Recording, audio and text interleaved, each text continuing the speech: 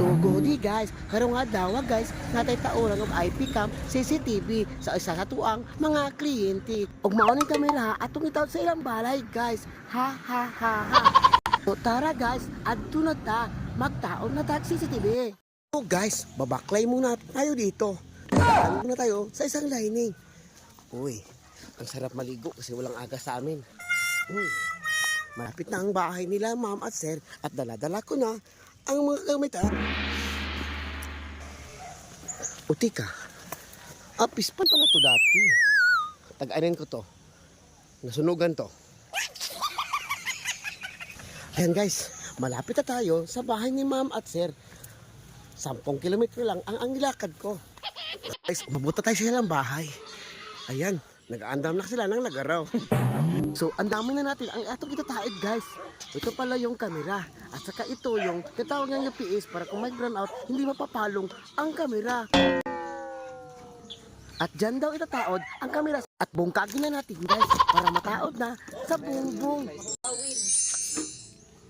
At nakapilit na ang kamera guys. O diba ang bago-bago pa guys kasi kabibili lang yan guys. Kuhain natin ang silupin kagaya nitong at ready na ang kamera guys. Nakakatuwa no? Ha ha ha. Ready na rin ang pangalawang kamera guys. Guys, managid ng taon guys no? Ano tayo sa cellphone guys no? Mura. Kaway-kaway. Diba? Kumala siya kay tinaw kaya siya guys. Usa day mo. Guys, tapos na gid guys. So natapos na gid install ang CCTV. So diri sa atong sa camera guys, makita nimo ang mga control unsaon siya. So like this, pwede mong padak-on na, diba? Ayun.